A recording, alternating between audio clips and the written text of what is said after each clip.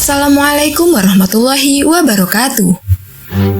Sobat Jazirah, rahimakumullah. Bagaimana kabarnya?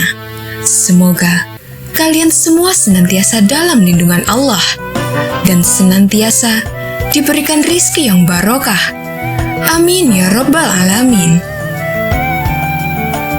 Suatu hari, Baginda Raja Harun al-Rasyid memerintahkan dua pengawalnya untuk menjemput Abu Nawas di rumahnya agar segera datang ke istana. Sesampainya Abu Nawas di istana, Baginda Raja Harun al-Rasyid kemudian berkata, "Hai Abu Nawas, sekarang juga kamu harus dapat mempersembahkan kepadaku seekor harimau berjenggot. Jika gagal, aku akan membunuhmu." Kata-kata itu merupakan perintah Sultan yang diucapkan dengan penuh tegas dan kegeraman. Dari bentuk mulutnya ketika mengucapkan kalimat itu, jelas betapa Sultan menaruh dendam kesumat kepada Abu Nawas yang telah berkali-kali mempermainkan dirinya dengan cara-cara yang sangat kurang ajar. Perintah itu merupakan cara Baginda untuk dapat membunuh Abu Nawas. "Ya, Tuanku Syah Alam," jawab Abu Nawas, "semua perintah Paduka akan hamba laksanakan. Namun, untuk yang satu ini hamba mohon waktu 8 hari. "Baik," kata Baginda. Al-Kisah. Pulanglah Abu Nawas ke rumah. Agaknya ia sudah menangkap gelagat bahwa raja sangat marah kepadanya. Dicarinya akal supaya dapat mencelakakan diriku agar terbalas dendamnya, pikir Abu Nawas. Jadi, aku juga harus berhati-hati. Sesampainya di rumah, dipanggilnya 4 orang tukang kayu dan disuruhnya membuat kandang harimau. Hanya dalam waktu 3 hari, kandang itu pun siap. Kepada istrinya, ia berpesan agar menjamu orang yang berjenggot yang datang ke rumahnya. Apabila Adinda dengar Kakanda mengetuk pintu kelak, suruh dia masuk ke dalam kandang itu, kata Abu Nawas sambil menunjuk kandang tersebut. Ia kemudian bergegas pergi ke musola dengan membawa sajadah. "Baik," kata istrinya. "Hai Abu Nawas, tumben kamu sholat di sini?" bertanya imam dan penghulu musola itu. "Sebenarnya, saya mau menceritakan hal ini kepada orang lain. Tapi kalau tidak kepada Tuhan penghulu, kepada siapa lagi saya mengadu?" jawab Abu Nawas. "Tadi malam, saya ribut dengan istri saya. Itu sebabnya saya tidak mau pulang ke rumah." Pucuk dicinta, ulam tu tiba, pikir penghulu itu. "Kubiarkan Abu Nawas tidur di sini dan aku pergi ke rumah Abu Nawas menemui istrinya. Sudah lama aku menaruh hati kepada perempuan cantik itu," ucap si penghulu dalam hatinya. "Hai Abu Nawas," kata si penghulu, "bolehkah aku menyelesaikan perselisihan dengan istrimu itu?" "Silahkan," jawab Abu Nawas. "Hamba sangat berterima kasih atas kebaikan hati Tuan." Maka pergilah penghulu itu ke rumah Abu Nawas dengan hati berbunga-bunga, dan dengan wajah berseri-seri diketuknya pintu rumah Abu Nawas. Begitu pintu dibuka, ia langsung mengambil istri Abu Nawas dan diajak duduk bersanding. "Hai Adinda, apa gunanya punya suami jahat dan melarat? Lagi pula, Abu Nawas hidupnya tak karuan. Lebih baik kamu jadi istriku. Kamu dapat hidup senang dan tidak kekurangan suatu apapun," ucap si penghulu. "Baiklah, kalau keinginan Tuan demikian," jawab istri Abu Nawas. Tak berapa lama kemudian, terdengar pintu diketuk oleh seseorang. Ketukan itu membuat penghulu beling satan. "Kemana aku harus bersembunyi?" ia bertanya kepada nyonya rumah. "Tuan penghulu, silakan bersembunyi di dalam kandang itu," jawab istri Abu Nawas. Ia lalu menunjuk kandang yang terletak di dalam kamar Abu Nawas. Tanpa pikir panjang lagi, penghulu itu masuk ke dalam kandang itu dan menutupnya dari dalam. Sedangkan istri Abu Nawas segera membuka pintu. Abu Nawas pun masuk ke dalam rumah. "Hai Adinda, apa yang ada di dalam kandang itu?" tanya Abu Nawas. "Tidak ada apa-apa suamiku," jawab istrinya. putih-putih itu?" tanya Abu Nawas. Lalu dilihatnya penghulu itu gemetar karena malu dan ketakutan. Setelah 8 hari, Abu Nawas memanggil 8 kuli untuk memikul kandang itu ke istana. Di Baghdad, orang gempar ingin melihat harimau berjenggot. Seumur hidup, jangankan melihat, mendengar harimau berjenggot pun belum pernah. Kini Abu Nawas malah dapat seekor. Mereka terheran-heran akan kehebatan Abu Nawas. Tetapi, begitu dilihat penghulu di dalam kandang, mereka tidak bisa bilang apa-apa selain mengiring kandang itu sampai ke istana, hingga menjadi arak-arakan yang panjang. Si penghulu malu bukan main. Tak lama kemudian, sampailah iringan-iringan itu ke dalam istana. "Hai Abu Nawas, apa kabar?" kata Baginda Sultan. "Apa kamu sudah berhasil mendapatkan harimau berjenggot?" "Dengan berkat dan doa tuanku, alhamdulillah hamba berhasil," jawab Abu Nawas. Maka dibawalah kandang itu ke hadapan Baginda. Ketika Baginda hendak melihat harimau tersebut, si penghulu memalingkan mukanya ke arah lain dengan muka merah padam karena malu. Akan tetapi, kemanapun dia menoleh, ke situ pula Baginda memelototkan matanya. Tiba-tiba Baginda menggeleng-gelengkan kepala dengan takjub, sebab menurut penglihatan beliau, yang ada di dalam kandang itu adalah penghulu musola. Abu Nawas buru-buru menimpali, "Ya tuanku, itulah harimau berjenggot." Tapi Baginda tidak cepat tanggap. Beliau termenung sesaat, kenapa penghulu dikatakan harimau berjenggot? Tiba-tiba Baginda bergoyang ke kiri dan ke kanan, seperti orang berdoa. Oh penghulu, perlukah hamba memberitahukan kenapa hamba dapat menangkap harimau berjenggot ini di rumah hamba sendiri?" kata Abu Nawas. Iya, ujar Baginda sambil menoleh ke kandang itu dengan mata berapi-api. Kemudian, Abu Nawas menjelaskan apa yang sebenarnya terjadi. "Ya, aku maklum sudah," kata Baginda. Bukan main murka Baginda kepada penghulu itu, sebab ia yang sangat semestinya menegakkan hukum, ia pula yang melanggarnya. Ia telah berkhianat. Baginda segera memerintahkan punggawa mengeluarkan penghulu dari kandang dan diarak keliling pasar setelah sebelumnya dicukur segi 4, agar diketahui oleh seluruh rakyat betapa aibnya orang yang berkhianat.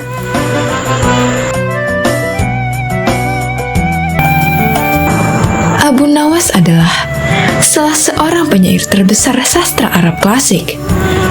Abu Nawas sering dikisahkan sebagai sosok yang bijaksana sekaligus jenaka. Saat ini kita telah banyak mendengar tentang kisah-kisah Abu Nawas yang begitu menarik, jenaka, dan penuh hikmah. Tapi, ada satu kisah yang menarik, dan mungkin banyak dari teman-teman yang penasaran di mana Abu Nawas berhasil menjawab pertanyaan dari Raja Harun al-Rasyid tentang manakah yang lebih dahulu diciptakan antara telur dan ayam. Namun ada sebagian juga yang berpendapat bahwasannya kisah-kisah Abu Nawas yang ada sekarang adalah sebuah dongeng belaka. Jadi kebenarannya hanya Allah Subhanahu wa Ta'ala yang Maha mengetahui. Untuk itu, kisah ini cukup dijadikan sebagai pengetahuan dan diambil hikmahnya saja. Pada suatu hari, Raja Harun al-Rasyid sedang merasa bahagia karena dia mendapati ayam betinanya telah bertelur. Melihat ayam yang bertelur, sang raja dapat ide untuk membuat sayembara kepada masyarakat. Lalu sang raja pun mengumpulkan orang-orang atau rakyatnya itu di sebuah lapangan yang luas. Kemudian sang raja berkata, "Wahai rakyatku, siapakah di antara kalian yang dapat menjawab pertanyaanku? Manakah yang lebih dulu diciptakan antara ayam dan telur? Barang siapa dari kalian yang berhasil menjawab pertanyaan dengan alasan yang logis, maka aku akan hadiahkan 1 peti penuh uang emas. Tapi apabila tidak mampu menjawabnya, maka dia harus menerima hukuman, yaitu dipenjara." Ketika itu, memang orang-orang dalam kondisi keuangan yang susah. Makanya tidak sedikit dari mereka yang tertarik untuk ikut sayembara tersebut. Mereka begitu tertarik dengan hadiah yang dijanjikan. Tapi masalahnya, mereka juga tak cukup pintar untuk bisa menjawab pertanyaan tersebut dengan disertai alasan yang logis. Selain itu juga, mereka takut dimasukkan ke penjara apabila tak bisa menjawab pertanyaan dari sang raja. Akhirnya dari sekian banyak penduduk yang ada waktu itu, hanya 4 orang saja yang nekat mengikuti sayembara tersebut. Dan salah seorang di antaranya adalah Abu Nawas. Aturan dari sayembara ini ada 2. Yang pertama, mereka harus menjawab dengan masuk akal. Kemudian yang kedua, peserta harus bisa menjawab sanggahan dari sang raja.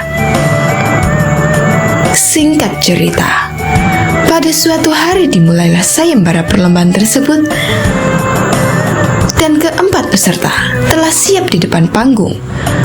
Ketika itu, banyak orang yang menyaksikan sayembara tersebut karena mereka pun sebenarnya penasaran, sekaligus ingin tahu mana yang lebih dahulu antara ayam atau telur. Orang-orang pun penasaran siapakah orang yang beruntung yang bisa mendapatkan emas 1 peti itu. Kemudian sang raja pun datang, lalu duduk di singgasananya di atas panggung tersebut. Mulailah ketika Raja Harun al-Rasyid memanggil peserta pertama untuk maju. Lalu sang raja bertanya, manakah yang lebih dulu ada, telur apa ayam? Kemudian peserta pertama ini menjawab, wahai raja, telurlah yang lebih dulu ada. Dan sang raja bertanya, kenapa telur yang pertama? Apa alasannya? Peserta ini menjawab, bila ayam yang lebih dulu ada, itu dirasa tidak mungkin, karena ayam berasal dari telur. Lalu sang raja bertanya lagi, kalau begitu, siapa yang mengerami telur tersebut? Mendengar pertanyaan dari raja ini, peserta pertama ini langsung pucat karena dia tidak tahu jawabannya apa. Karena peserta ini tidak mampu menjawab, raja pun memasukkan dia ke dalam penjara. Kemudian dipanggillah peserta yang kedua.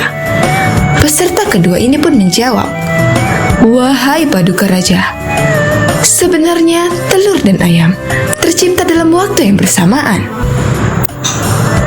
Mungkin peserta kedua ini cari aman, biar dia tidak dimasukkan ke penjara seperti peserta pertama.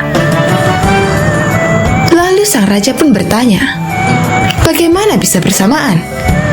Peserta kedua pun menjelaskan, bila ayam lebih dulu, itu tentu tidak mungkin, karena ayam berasal dari telur. Dan bila telur lebih dulu, itu juga dirasa tidak mungkin, karena telur tidak bisa menetas tanpa dierami. Raja pun mengangguk-angguk, kemudian bertanya lagi, bukankah ayam betina bisa bertelur tanpa ayam jantan? Peserta kedua ini pun langsung kebingungan dan tak bisa menjawab sanggahan dari raja. Maka peserta kedua ini dijebloskan ke penjara. Dan tibalah giliran peserta yang ketiga. Dia berkata, wahai yang mulia, sebenarnya ayamlah yang diciptakan lebih dulu daripada telur. Kemudian sang raja berkata, jika itu pendapatmu, coba jelaskan kenapa bisa demikian. Peserta ketiga menjelaskan, menurut hamba, yang pertama diciptakan adalah ayam betina. Raja pun bertanya lagi, lalu bagaimana bisa ayam betina bisa beranak pinak seperti sekarang, sedangkan ayam jantan saja tidak ada pada awalnya? Dan peserta yang ketiga ini pun menjelaskan, ayam betina bisa bertelur tanpa ayam jantan. Kemudian telur itu dierami sendiri, lalu menetas, dan jadi anak ayam jantan. Dan anak ayam itu, ketika menjadi ayam jantan dewasa, maka dia mengawini induknya sendiri. Mendengar alasan peserta ketiga ini, sang raja pun kembali menanyakan sesuatu. Bagaimana bila ayam betina itu mati sebelum ayam jantan itu mengawininya? Peserta ketiga ini pun akhirnya tak bisa menjawab sanggahan sang raja dan dia pun dimasukkan ke penjara juga. Akhirnya, tinggal peserta yang terakhir yaitu Abu Nawas. Dengan sangat yakin, Abu Nawas menjawab, "Wahai yang mulia, yang pasti adalah telur dulu baru kemudian ayam." Raja pun bertanya, "Coba jelaskan secara logis. Bagaimana bisa telur yang lebih dahulu dibandingkan ayam?" Dengan santai Abu Nawas berkata, "Karena ayam bisa mengenal telur, sedangkan telur tidak bisa mengenal ayam." Mendengar alasan dari Abu Nawas itu, raja sempat terdiam agak lama, dan ternyata sang raja kali ini tidak bisa menyangka alasan Abu Nawas. Penonton pun bersorak kegirangan, maka Abu Nawaslah yang berhak mendapatkan uang emas 1 peti itu. Ada juga beberapa pendapat yang mengatakan tentang jawaban Abu Nawas tadi, yang katanya telur dulu daripada ayam itu hanyalah sebagai satir saja, supaya Raja Harun al-Rasyid tidak bisa membantah lagi.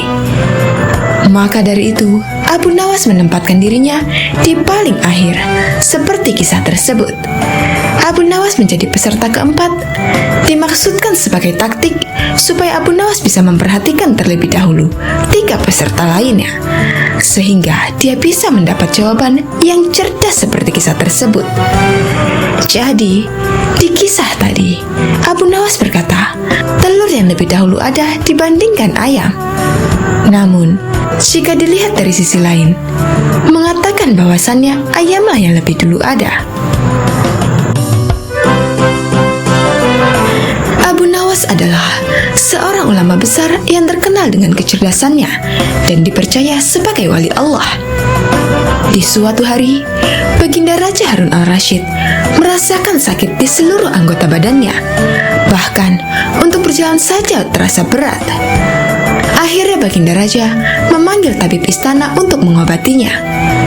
Tapi ternyata hasilnya nihil, lantaran tabib istana hingga tabib sekota Baghdad tak bisa mengobatinya. Akhirnya, Raja Harun al-Rasyid membuat sayembara untuk para tabib agar bisa menyembuhkan penyakitnya. Barang siapa yang bisa mengobati penyakit Baginda Raja akan diberi hadiah uang emas yang banyak. Sayembara tersebut pun menyebar di seluruh kota. Banyak para tabib yang akhirnya ikut mengadu nasib untuk mengobati Baginda Raja. Abu Nawas yang mendengar sayembara itu pun tertarik untuk mencobanya. Padahal ia sama sekali tidak mempunyai kemampuan untuk mengobati. Hari yang ditunggu pun telah tiba. Abu Nawas menghadap raja untuk mencoba mengobatinya. "Abu Nawas, rupanya engkau ikut pula dalam sayembara yang kuadakan ini," kata raja. "Benar, Baginda," kata Abu Nawas. "Apa kamu bisa mengobati penyakitku ini?" tanya Raja Harun al-Rasyid. "Hamba akan mencobanya, Baginda. Hamba akan mencoba menerapkan cara-cara yang belum pernah dilakukan oleh tabib lainnya," jawab Abu Nawas meyakinkan. Abu Nawas kemudian meminta Raja Harun al-Rasyid untuk menerangkan penyakit apa yang dideritanya, agar bisa memberikan tindak lanjut. Baginda Raja Harun al-Rasyid pun menerangkan jika tubuhnya terasa nyeri, tangan dan kakinya terasa pegal-pegal. Setelah memeriksa, Abu Nawas tak langsung mengobatinya. Ia meminta waktu 2 hari kepada Raja Harun al-Rasyid untuk meramu resep obat terbaik untuknya. Di bawah pohon yang rindang, Abu Nawas terus berpikir resep untuk sang baginda. Maklum saja, Abu Nawas bukanlah tabib, sehingga ia pun bingung harus memberikan resep apa untuk baginda raja. Sambil duduk dan berpikir, dari kejauhan ia melihat seorang kakek tua yang masih sibuk sendirian memetik buah-buahan di kebun kurma. Abu Nawas yang heran langsung mendekati kakek tersebut. Setelah bercakap-cakap dengan kakek tersebut, Abu Nawas mendapat jawaban. Kakek tersebut menjadikan akte aktivitas memetik buah sebagai kesibukan. Jika tak ada kesibukan tersebut, malah merasa badannya pegal-pegal. Dari pertemuan tersebut, akhirnya Abu Nawas menemukan penyebab sakitnya Baginda Raja. Esok harinya, Abu Nawas pun menghadap Baginda Raja Harun al-Rasyid. "Hai Abu Nawas, belum 2 hari kau sudah menghadapku. Mana obat untukku?" tanya Raja Harun al-Rasyid. "Maafkan hamba Baginda. Kali ini, hamba datang belum membawa obat yang dapat Baginda minum. Sebab obat yang bisa menyembuhkan Baginda hanya telur unta. Baginda harus cari telur unta itu sendiri, karena jika tak dicari sendiri, maka khasiatnya akan hilang," terang Abu Nawas. "Kalau itu yang kau sarankan, baiklah, aku akan segera mencarinya," jawab Baginda Raja. Dengan sekuat tenaga, Raja Harun al-Rasyid mencoba mencari telur unta di pasar. Para pedagang pun terheran, bukankah unta itu beranak bukan bertelur? Tapi mereka tak berani mengatakan hal itu sebab yang mencari adalah Baginda Raja. Setelah berkeliling kota dan tak menemukan satupun penjual telur unta, Harun al-Rasyid bertemu nenek tua yang menjelaskan jika unta tak bertelur tapi beranak. Baginda Raja lantas tersadar jika ia baru dibohongi oleh Abu Nawas. Sampai di istana, Raja Harun al-Rasyid merasa kelelahan setelah perjuangannya mencari telur unta dengan berjalan kaki. Baginda Raja pun akhirnya tertidur pulas karena kelelahan. Esok harinya, Baginda Raja tampak segar bugar, dan anehnya sakit yang diderita hilang begitu saja. Ia lalu menyuruh para pengawal untuk meminta Abu Nawas segera menghadapnya. Tak lama kemudian, Abu Nawas pun menghadap. "Bagaimana Baginda? Apakah Baginda telah menemukan telur unta yang hamba ajukan?" tanya Abu Nawas setelah memberikan salam kedatangan. "Rupanya, engkau telah mempermainkanku ya?"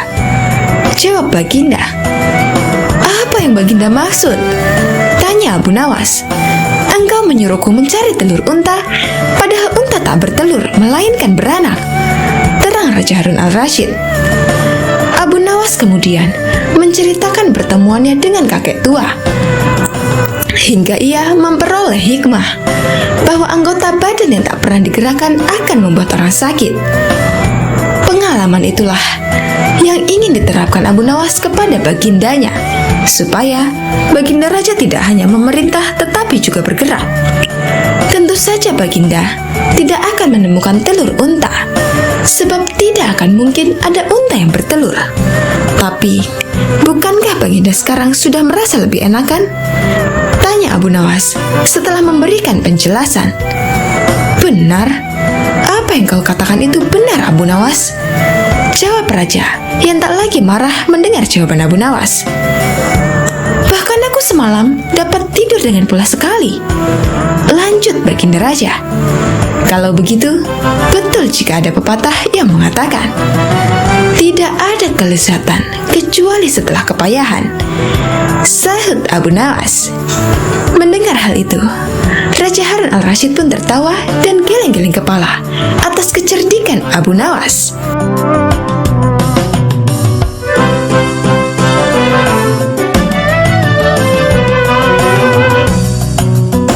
Assalamualaikum warahmatullahi wabarakatuh.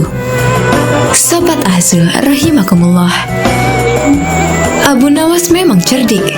Meskipun tak mempunyai kemampuan untuk melaksanakan titah sang raja, namun dia selalu berhasil melaksanakan tugasnya, dan hadiah selalu menanti. Sungguh rezeki yang tak disangka.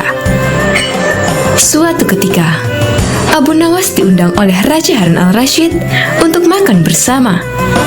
Maka berangkatlah para pengawal kerajaan untuk menjemput Abu Nawas di rumahnya.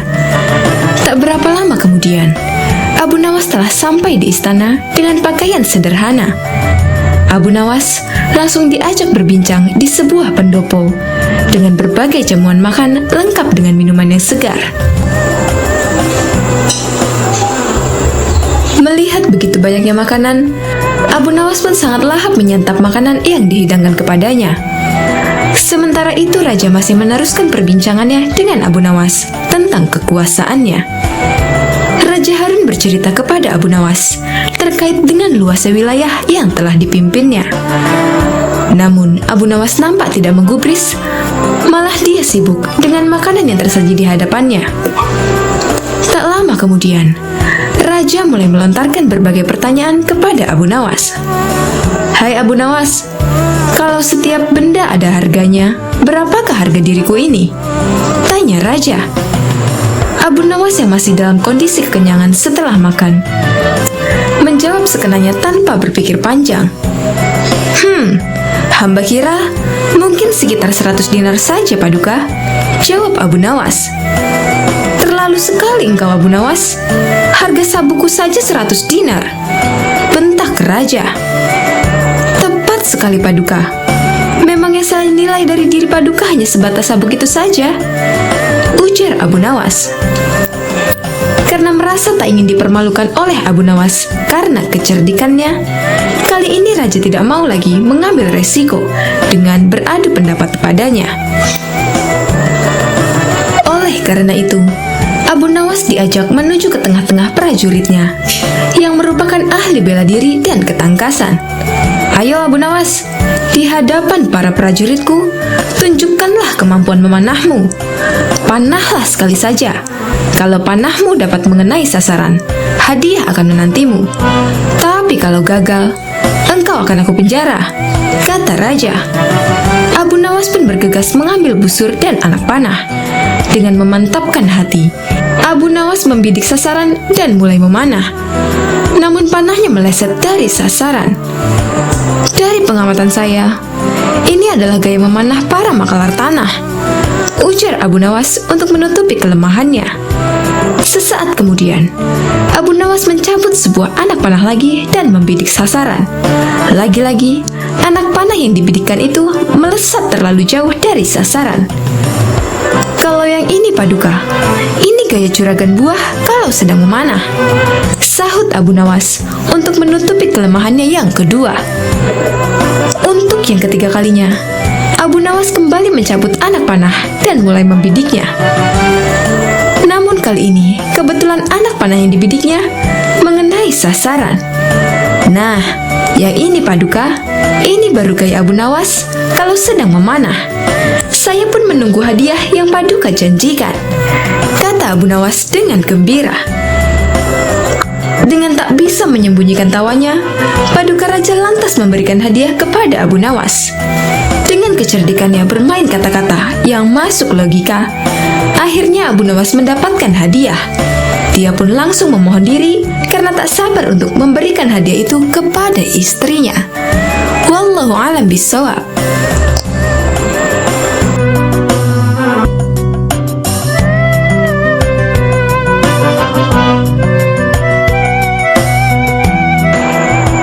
Ada berbagai macam cerita lucu dari Abu Nawas yang sering diceritakan ulang. Salah satunya adalah tentang berpuasa. Seperti dalam kisah kocak lainnya tentang sang pujangga, ada saja akal cerdik yang ia lakukan. Kali ini, dirinya yang tengah berpuasa hendak dikerjai oleh dua sahabatnya yang tidak berpuasa. Kira-kira akal seperti apakah yang ia lakukan untuk menghadapi kedua sahabatnya itu? Daripada penasaran, langsung saja kita simak cerita lucu Abu Nawas tentang berpuasa. Alkisah. Pada suatu siang di bulan Ramadan, rumah Abu Nawas dikunjungi oleh kedua sahabatnya. Layaknya umat Islam lain, ia juga berpuasa. Namun tidak begitu dengan kedua temannya. Kedua sahabatnya itu datang ke rumah sang pujangga dengan tujuan untuk bersekongkol mengerjainya. "Assalamualaikum," ucap kedua sahabat nyaris bersamaan. "Abu Nawas, mengapa kamu di rumah saja? Ayo kita ngabuburit." Tanpa berpikir apa-apa, Abu Nawas mengiyakan ajakan mereka untuk mengisi waktu sembari menunggu berbuka puasa. Namun, siapa sangka kedua temannya itu justru mengajaknya pergi ke sebuah tempat makan. Karena kebaikan hatinya, sang pujangga Arab itu tidak protes sama sekali. Ia ikut saja masuk ke dalam tempat makan tersebut. Meskipun begitu, karena tengah berpuasa, ia bertekad tidak akan ikut makan. Untungnya, kedua temannya itu membeli makan untuk dibawa pulang, bukan makan di tempat. Rupanya, kedua temanku ini sangat menghormatiku yang sedang berpuasa. Meskipun tidak berpuasa, tapi mereka tidak makan langsung di tempat makan itu, melainkan membawa makanannya pulang, pikir Abu Nawas. Setelah selesai membeli makanan, mereka bertiga menuju ke rumah salah seorang sahabat. Kebetulan saja, ketika sampai di sana, azan maghrib baru saja berkumandang. Wah, sudah waktunya berbuka puasa, ucap Abu Nawas. Batalkan saja dahulu puasamu dengan minum, ucap salah satu temannya. Sang pujangga pun segera minum, kemudian menunggu ditawari makan bersama. Jangan lupa sholat dulu, ucap temannya yang lain. Nanti kamu ketinggalan jatah waktu sholat maghrib. Benar juga, jawab Abu Nawas. Ia kemudian mengambil air wudhu dan menjalankan ibadah sholat maghrib. Seusai sholat, ia kembali menemui kedua sahabatnya sambil berpikiran, kali ini akhirnya ia bisa makan. Mengapa kamu tidak mengaji Al-Quran? Tanya temannya. Mumpung perutmu masih kosong, lebih baik kamu mengaji dahulu. Takutnya, nanti kalau sudah kenyang, kamu jadi mengantuk. Lama-kelamaan, penyair dari Persia itu merasa jengkel. Ia merasa kalau kedua sahabatnya itu sedang mengerjainya. Meskipun begitu, ia tetap menurut dan mengaji Al-Quran. Kemudian, apakah setelah mengaji, akhirnya ia bisa makan? Tentu saja tidak. Abu Nawas, sekarang mari kita lompat tidur, ucap salah satu temannya. Esok pagi yang memiliki mimpi paling indah akan bisa memakan makanan ini. Bukannya mengajak makan, temannya itu justru mengajak lompat tidur. Tentu saja saat itu ia benar-benar sadar kalau ia sedang dikerjai oleh teman-temannya. Meskipun marah, tokoh yang hidup di abad ke-8 ini tetap menyanggupi perlombaan yang tidak masuk akal tersebut. Ia dan kedua sahabatnya tidur malam itu juga. Dan keesokan harinya, setelah bangun tidur, mereka pun kembali berkumpul untuk membicarakan mimpi yang mereka dapatkan semalam. Salah satu dari teman Abu Nawas memulai ceritanya. Semalam, aku bermimpi sangat indah sekali. Di dalam mimpi itu, aku memiliki rumah mewah, mobil mewah, uang yang banyak, dan pesawat pribadi. Hidupku pokoknya sangat sempurna. Teman yang lain menganggukkan kepalanya beberapa kali ketika mendengar cerita itu. Mimpimu memang indah, sahabat, ucapnya kemudian. Tapi egois sekali. Kalau aku semalam justru bermimpi kalau negeriku ini tidak punya hutang. Infrastrukturnya berkembang dengan baik. Jalan-jalannya mulus. Pelabuhan selalu lancar. Ongkos transportasi murah. Dan semua rakyatnya begitu sejahtera hingga aku tak bisa menemukan orang yang berhak menerima zakat. Mendengar cerita tentang mimpi tersebut, salah satu sahabat sampai terkagum-kagum. Mimpimu luar biasa sekali, sahabat, ucap salah satu sahabatnya. Bagaimana denganmu, Abu Nawas? Apakah mimpimu lebih luar biasa dari sahabat kita ini? Coba ceritakanlah kepada kami, wahai sahabat. Sayangnya, mimpiku hanya biasa saja, ucap sang pujangga memulai ceritanya. Semalam aku bermimpi dengan Nabi Daud alaihi salam. Kalian tentu tahu kan kalau Nabi Daud gemar berpuasa. Beliau seringkali berpuasa sehari, kemudian berbuka sehari setiap waktu. Kedua sahabat itu mengangguk-anggukkan kepalanya. Kemudian, semalam Malam dalam mimpiku, Nabi Daud bertanya kepadaku, "Apakah engkau berpuasa, wahai Abu Nawas?" Tentu saja aku langsung menjawab iya. Kemudian beliau kembali bertanya, "Sudahkah engkau berbuka puasa, wahai Abu Nawas?" Dan aku hanya bisa menjawab belum. Kemudian Nabi Daud alaihissalam menyuruhku segera berbuka puasa. Saat itu juga, aku langsung bangun dari tidur dan mengambil makanan yang sudah kalian belikan kemarin sore.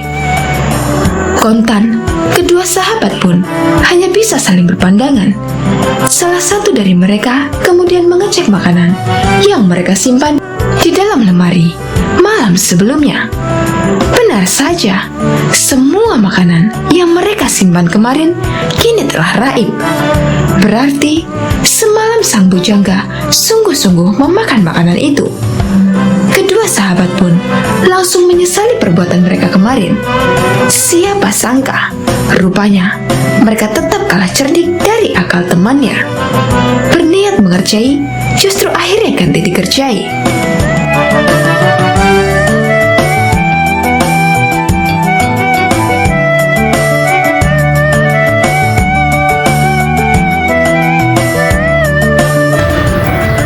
Pada suatu hari, di kerajaan yang dipimpin oleh Raja Harun al-Rasyid, telah terjadi huru-hara.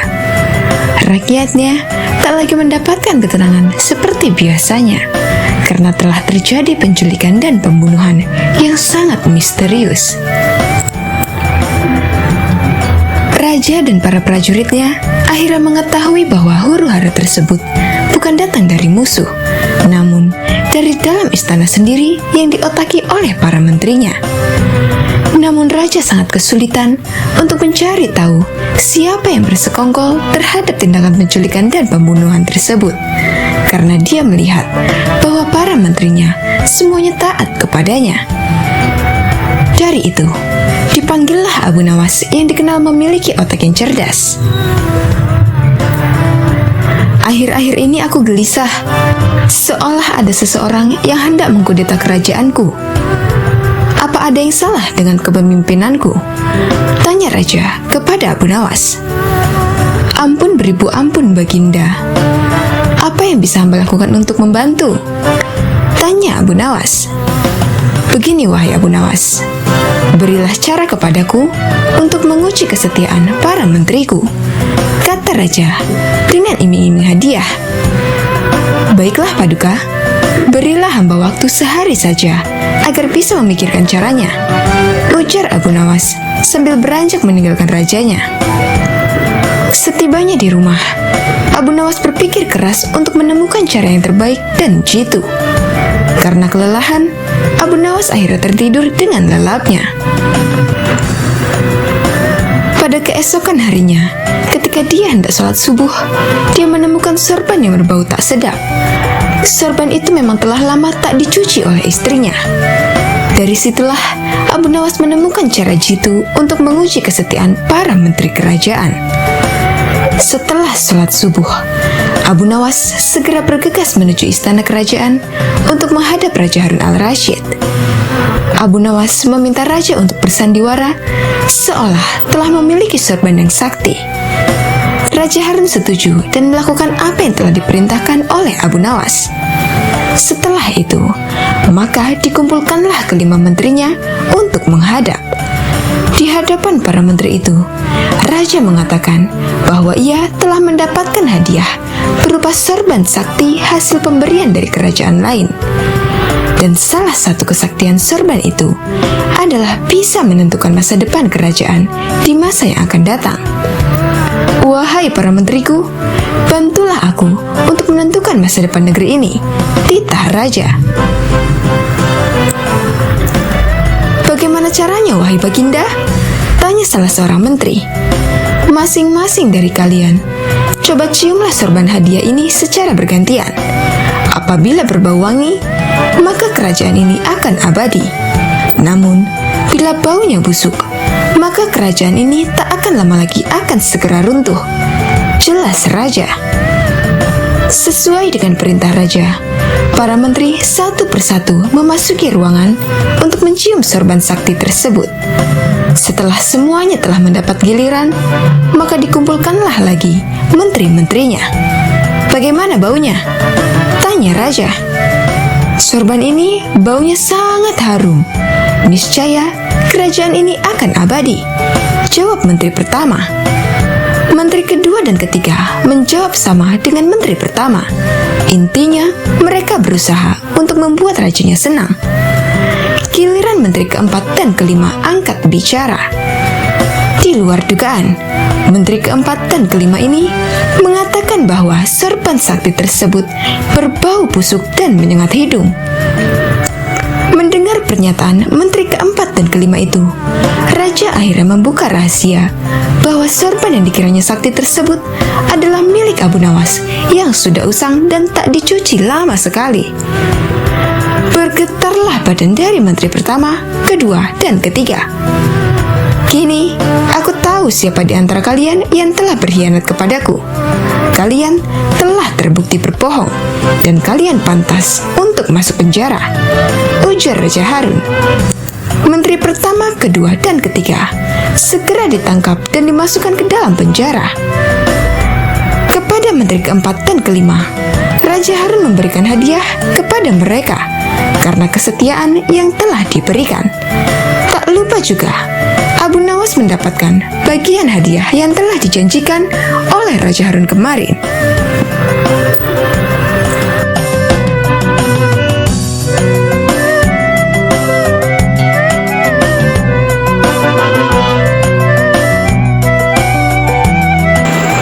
Pada sewaktu-waktu, kerajaan mengalami krisis ekonomi yang sangat buruk. Karena pendapatan kerajaan yang berasal dari pajak tak mampu memenuhi target yang telah ditetapkan oleh raja. Akibatnya banyak fasilitas umum dan bangunan kerajaan rusak, tak ada biaya untuk memperbaikinya. Kondisi kerajaan yang krisis ini membuat raja geram. Kerajaan telah beberapa kali memenangkan peperangan dan memiliki wilayah yang makin luas. Akan tetapi krisis malah muncul dari pajak. Akhirnya diadakanlah pertemuan, di mana semua punggawa kerajaan hadir dengan membawa berbagai kertas laporan sesuai dengan bidangnya masing-masing. Bahkan ada yang kertas laporannya berserakan di lantai juga. Raja mulai pembicaraan. "Bagaimana mungkin kerajaanku ini memiliki infrastruktur yang rusak cukup parah? Kenapa hasil pertanian sangat menurun? Padahal tanah di sini cukup subur untuk bercocok tanam," semprot sang raja. Semua terdiam oleh bentakan raja tersebut. Pejabat yang hadir tak mampu menjawab pertanyaan sang raja dan hanya menyerahkan setumpukan laporan kerjaan.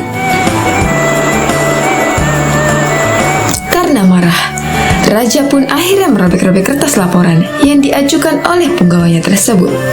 Malah, ada yang disuruh untuk memakan kertas itu. Abu Nawas yang juga hadir dalam pertemuan tersebut juga tak mampu berbuat banyak oleh bentakan sang raja. Namun, sesaat kemudian, sang raja memerintahkan Abu Nawas yang telah dipercayanya untuk menggantikan para petugas pajak itu menghitung penerimaan pajak kerajaan. Dalam kondisi tertekan, akhirnya Abu Nawas pun memenuhi perintah baginda raja. Semua punggawa lain terheran-heran dengan ulah Abu Nawas ini. Bagaimana tidak, semuanya sangat tertekan. Abu Nawas malah membawa sepotong roti ke hadapan baginda raja. "Apakah dirimu akan menyuapku dengan roti itu, wahai Abu Nawas?" bentak sang raja. "Bukan begitu, wahai paduka raja yang mulia. Laporan keuangan yang saya kerjakan semuanya tercatat pada roti ini," jawab Abu Nawas enteng. "Apakah maksudmu? Kau jangan mencoba berpura-pura gila di hadapanku, Abu Nawas," bentak baginda raja dengan kesal. "Paduka, usiaku sudah cukup lanjut. Aku tak akan kuat makan kertas-kertas laporan yang nantinya Anda sobek dan menyuruhku untuk memakannya. Jadi semua laporan aku pindahkan pada roti ini," jawab Abu Nawas. Sebuah teguran yang sangat halus dari Abu Nawas, agar baginda raja lebih bijaksana dalam memimpin kerajaan. Sejak saat itu pula, Baginda Raja tersadar bahwa tindakannya tak benar dan sangat keterlaluan, karena harus menyuruh memakan kertas laporan dari pejabat-pejabatnya. Bersama dengan para cendekiawan kerajaan lain, akhirnya Raja merumuskan perundang-undangan perpajakan yang lebih memihak kepada rakyat.